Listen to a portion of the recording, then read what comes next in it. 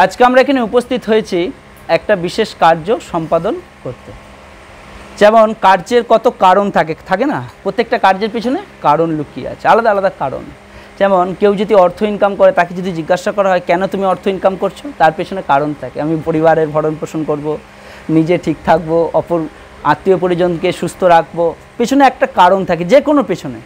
ঠিক সেরকম এই জগতে যা কিছু কার্য করি তার পেছনে কারণ থাকে, কিন্তু সব কারণকে আমরা হাতে নাতে ফল পাই না। সব কারণের পেছনে, কার্যের পেছনে ফলটা থাকে হাতে নাতে। আবার কিছু থাকে একদিন পরে, কিছু থাকে এক মাস পরে, কিছু থাকে এক বছর পরে। যেমন কত ফলের কত উদাহরণ। কেউ যদি কাউকে গালিগালাজ করে, তার ফল সঙ্গে সঙ্গে সে পেয়ে যায়। আবার কেউ যদি কারো কাছে খাটে, তার ফল কিছুক্ষণ পরে পায়। আবার ইলেকট্রিসিটি ইউজ হচ্ছে, তার ফল কখন আসে? 3 মাস পরে আসে বিল স্বরূপ। আবার কেউ যদি পরীক্ষার্থী হয়, তার ফল কখন আসে? বছরের শেষে আছে, পরীক্ষায় উত্তীর্ণ হবে, সেই অনুযায়ী রেজাল্ট করবে। কিন্তু গীতা এমন এক জিনিস, শাস্ত্র এমন একটা জিনিস, ভগবান নাম এমন এক জিনিস, যেই কার্য সারা জীবন ধরে করে গেলে ফল কিন্তু এই জীবনে পাবে না। কবে পাবে? ফল পাবে এই জীবন ত্যাগ করার পর। তাই বলছেন সব কিছু কার্যের পিছনে কারণ থাকে, কারণ থাকে বলে কার্য করতে আমরা আগ্রহী হই। কিন্তু অনেক মানুষ ভাবে গীতা শুনছি, ভগবান নাম করছি, ভাগবতম অধ্যয়ন করছি, এর কোনো হয়তো কারণ নেই। এরও কারণ আছে। সেই কারণটা কখন পাওয়া যাবে? ফলটা যখন এই দেহ ত্যাগ করা হবে, তারপরে এর ফল পাওয়া যাবে। এই ফলটা অমর ফল। কি ফল? অমর ফল। এই অমর ফলের সন্ধান পাওয়ার জন্য, অমরত্ব পাওয়ার জন্য দেব দেবতারা আর অসুররা কত রকমভাবে যুদ্ধ করেছে, সমুদ্র মন্থন করেছে, কতভাবে চেষ্টা করেছে অমর হবার জন্য। কিন্তু দেবতারা কি আদর্শেও অমর, অরিজিনালি অমর? আসলে কি তারা অমরত্ব পেয়েছে? তারা অমর কলসি, অমৃতর কলসি গ্রহণ করেছে, অমৃত গ্রহণ করেছে, তারা কি অমর হয়েছে? শাস্ত্র বলছে তারা অমর হয়নি। অমর তাহলে কারা হতে পারে?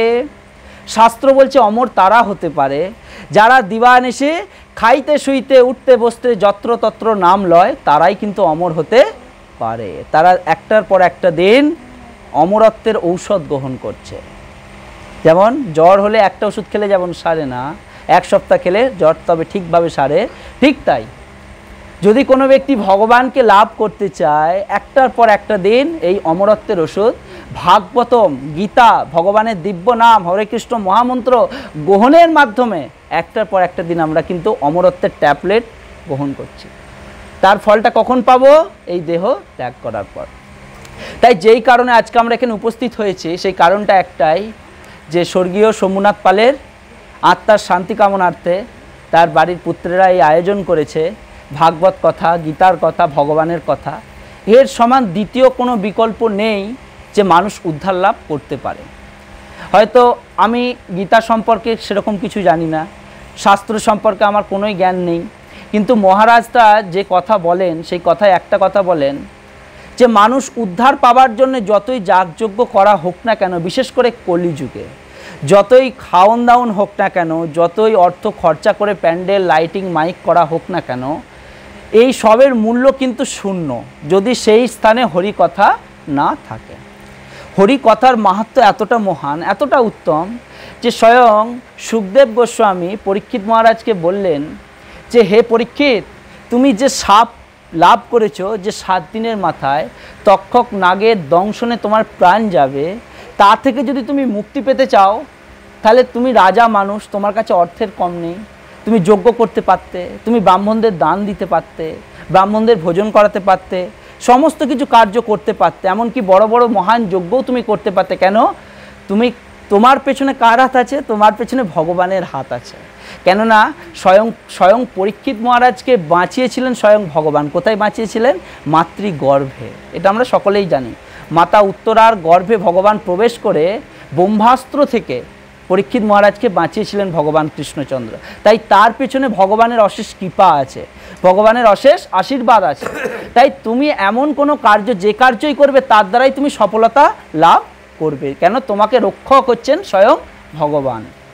এবার প্রশ্ন, তাহলে কেন পরীক্ষিত মহারাজ এই সমস্ত কার্য বাদ দিয়ে, সমস্ত কিছু ত্যাগ করে, আত্মীয় পরিজন, রাজবাড়ে, নকার চাকর, কত কি ছিল পরীক্ষিত মহারাজের, তিনি ছিলেন একজন রাজা, সমস্ত কিছু ত্যাগ করে রাজবস্ত্র ত্যাগ করে, রাজ মুকুট ত্যাগ করে, স্বর্ণ অলঙ্কার সমস্ত কিছু পরিত্যাগ করে একটি মাত্র কাপড় পরিধান করে আর একটি কাপড় গায়ে দিয়ে তিনি উপস্থিত হয়েছিলেন ভাগীরথী গঙ্গার তীরে সুখদেব গোস্বামীর শ্রীচরণ কমলে।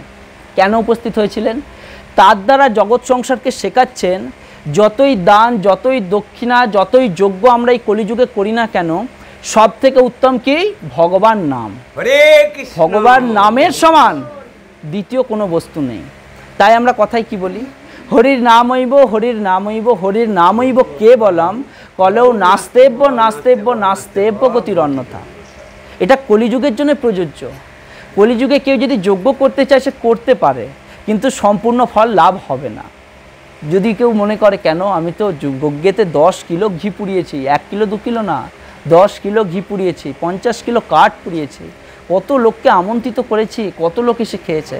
কিন্তু যজ্ঞের যে উদ্ধৃতি সেটা বেদ থেকে। যজ্ঞ বেদ নিয়ন্ত্রণ দেয়, বেদ নির্দেশ দেয় যে যজ্ঞ, বেদের নির্দেশ যজ্ঞ। কিন্তু কলিযুগের বেদ পড়ার ক্ষমতা অধিকাংশ মানুষের নেই। যেই ব্রাহ্মণ পুরোহিত রূপে তোমার বাড়িতে এসে যজ্ঞ করছে, সেই কি বেদের মন্ত্র যজ্ঞ উচ্চারণ করতে পারছে? তার ভুল কে ধরবে? তাকে সেটা ঠিক করবে কেন? আমি তো বেদ জানি না। সে যদি বেদের মন্ত্র ভুল উচ্চারণ করে সেই যজ্ঞ কিন্তু ভুল দিকে এগোবে, ঠিক দিকে এগোবে না। কারণ বেদের মন্ত্র খুব সাংঘাতিক। যদি কেউ বেদ পড়তে জানে তাতে ছন্দ আছে, ছন্দ অনুযায়ী বেদ অধ্যয়ন করতে হয়, তাতে স্বর্গ, উপসর্গ, বিসর্গ অনেক কিছু আছে। যদি সেই অনুযায়ী বেদ অধ্যয়ন হয়, যোগ্য বস্ত্র অধ্যয়ন, যোগ্য আসনে বসে পবিত্র হয়ে বেদ উচ্চারণ করতে হয়। সেখানে যদি ভুল ত্রুটি হয় সেই কার্য কিন্তু বিপরীত দিকে গমন করবে। এবার তখন ওই জন্য শ্রীমান চৈতন্য মহাপ্রভু এই জগৎকে নির্দেশ দিচ্ছেন যে একমাত্র কলিযুগে কেউ যদি যজ্ঞ করতে চায় করতে পারে, কিন্তু তার দ্বারা সে কিন্তু উন্নতি সাধন করতে পারবে না। কেননা সেই যজ্ঞে যে ঘি আহুতি দেওয়া হচ্ছে সেই ঘিটাও কিন্তু বিশুদ্ধ ঘি না, যে কাঠ আহুতি দেওয়া হচ্ছে সেই কাঠটাও কিন্তু বিশুদ্ধ না। এতভাবে উল্লেখ করে সেখানে বর্ণনা দেওয়া হচ্ছে। তাহলে কলিযুগে মানুষ কি করলে মুক্তি পাবে? কলিযুগে মানুষ মহামন্ত্র নামে মুক্তি পাবে। যেমন এক সময় স্বয়ং যুধিষ্ঠির মহারাজকে জিজ্ঞাসা করছেন যুধিষ্ঠির মহারাজ মৈত্রী মুনির কাছে। মৈত্রী মুনিকে জিজ্ঞাসা করছেন, প্রভু এই জগতে এমন কি কার্য আছে যেটা করলে দেবদেবী প্রসন্ন হয়, যেটা করলে পিতৃপুরুষগণ প্রসন্ন হয়, যেটা করলে সে স্বয়ং নিজে প্রসন্ন হয়? এমন কি কার্য আছে যার দ্বারা সমস্ত দেবদেবী থেকে শুরু করে আত্মীয় পরিজন থেকে শুরু করে নিজে স্বয়ং শান্ত চিত্তে সেটাকে গ্রহণ করতে পারে? এমন কি কার্য আছে? তখন মৈত্রী মুনি যুধিষ্ঠির মহারাজকে বললেন, হে যুধিষ্ঠির, যদি কলিযুগে এরকম কার্য তুমি করতে চাও, একটাই পথ আছে, সেটা হচ্ছে ভগবান নাম। যেই নাম গ্রহণের মাধ্যমে মানুষ নিজে শান্তি লাভ করবে। দ্বিতীয়ত কি, সে যখন নিজে শান্তি লাভ করবে, সে শান্তির যখন কোনো ব্যক্তি শান্তি পাওয়ার খোঁজে, আমরা সবাই ঘুরছি না শান্তি খোঁজে, আমরা এই জগতে শান্তির পেছনে ছুটতে চাই, কিন্তু শান্তি আমরা পাই না। কেন পাই না? যেটা গ্রহণ করলে শান্তি আসবে সেটাকে আমরা কেউ গ্রহণ করতে চাই না, যার জন্য কি শান্তি আমাদের থেকে বহু দূরে, কিন্তু আমরা মিথ্যা চেষ্টা করছি। তাহলে শান্তি, আমরা যে ভাবি সুখ, এই সুখের পরিণতিটা কি? এই জগতে আমরা কী ভাবি? দুঃখের সংসারে মাঝে মাঝে সুখ এসে উপস্থিত হয়, আর যখন ভাবি আমি খুব সুখী আছি, হ্যাঁ, আবার কেউ যদি আমাদেরকে জিজ্ঞাসা করে রাস্তায় যেতে যেতে, আরে আপনি কেমন আছেন? আমি খুব ভালোই আছি। কেউ কাউকে শুনেছ বলতে যে আমি খুব খারাপ আছি? কলিযুগের একটা নিয়ম, কলিযুগের নিয়ম এটাই যে কারোর সাথে কারো যদি কথাবার্তা হয় সেখানেও বলে আমি খুব ভালোই আছি। তুমি কেমন আছো? তুমি যদি ভালো থাকতে পারো আমি কেন খারাপ থাকবো? আমি তোমার ওপর দিয়ে যাই সবসময়। যেমন বলে কলিযুগে মানুষ ওভারটেক করতে খুব ভালোবাসে। তুমি যদি ভালো থাকো আমি তোমার থেকেও বেশি ভালো আছি, তাই বলে আমি আরও ভালো আছি। মানুষের এটা ভাব। কিন্তু গুরুদেবের কাছে যখন আমরা যাই, গুরুদেবের কাছে কখনো কিছু লুকোতে নেই যে হে গুরুদেব আমি কামী ব্যক্তি, আমি লোভী ব্যক্তি, আমি রাগী ব্যক্তি, কি করলে আমার এই গুণটা কমে? তার না হলে গুরুদেবের কাছে গিয়ে, গুরুদেব আমার কাছে সব গুণ আছে, অর্থ আছে, প্রতিপত্তি আছে, নাম যশ আছে, বিদ্যা আছে, আমি সব কিছু পারি।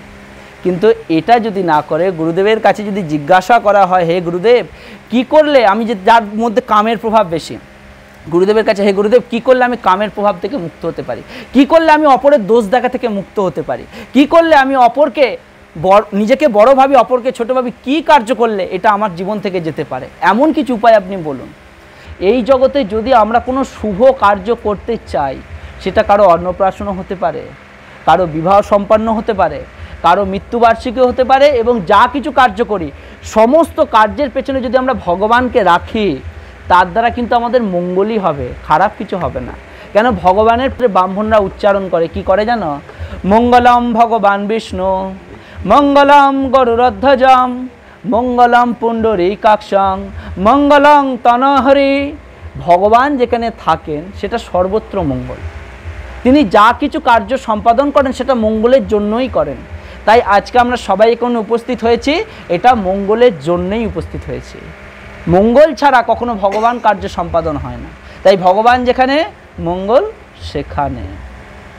এইভাবে আমাদেরকে শিক্ষা নিতে হবে যে যদি ভগবানের প্রতি মনোনিবেশ করা যায়, আমরা কলিযুগে থেকেও যদি 90% আমরা সংসারকে দিই, 10% যদি ভগবানকে দিই, তার দ্বারাও কিন্তু ভগবান প্রসন্ন হবেন।